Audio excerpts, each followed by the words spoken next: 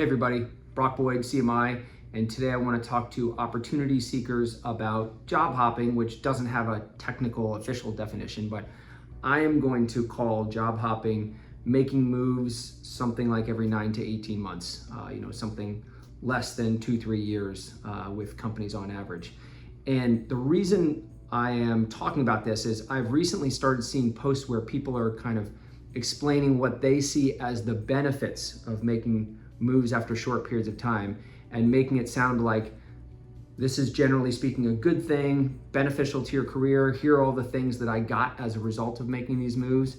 And I just want to provide a counterpoint to make sure people are aware of what happens over the longer term when you do make moves, say consistently every 9 to 18 months. Also want to talk about a couple of exceptions to this.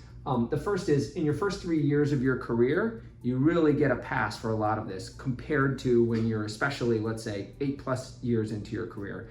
You get a whole lot less of a pass for the average length of time that you're staying with companies. And I also want to acknowledge that sometimes people have no choice. So some of the time this is happening because the companies that they join are going through layoffs. So they're not choosing to leave every 9 to 18 months. They're with companies that for whatever reason are going through layoffs and the person's getting caught up in that.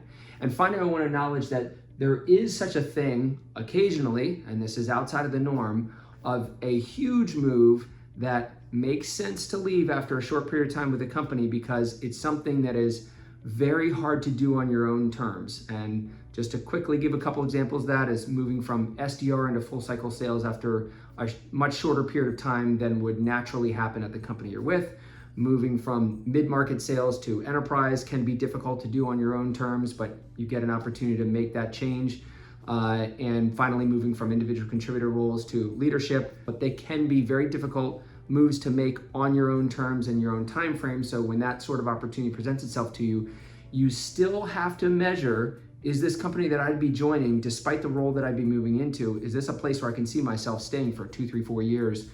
Does this look like a good fit? But there are times where you get unusual, huge moves presented to you that could justify a move from your current company. I also want to acknowledge that and make sure everyone knows that, again, not including the people in the first 3 years of their career, but that candidates who are 3+ years on average with their past few positions, they are the highest in demand.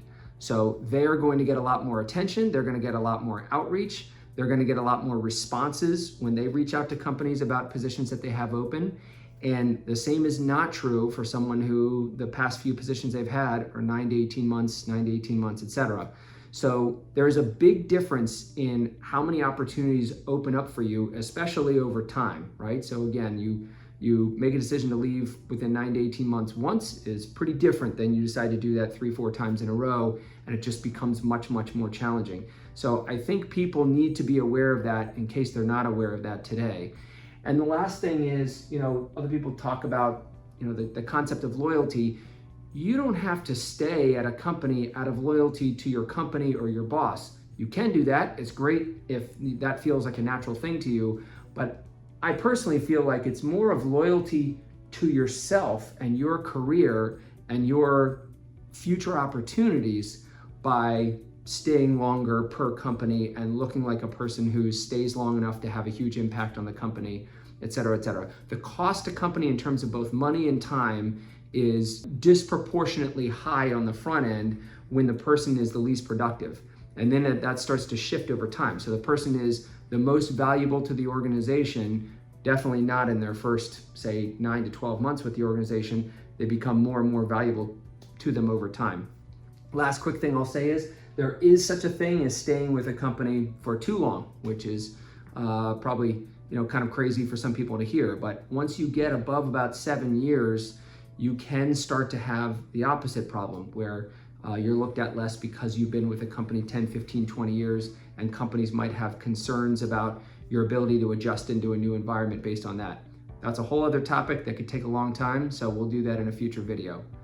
That's it for now. See you next week.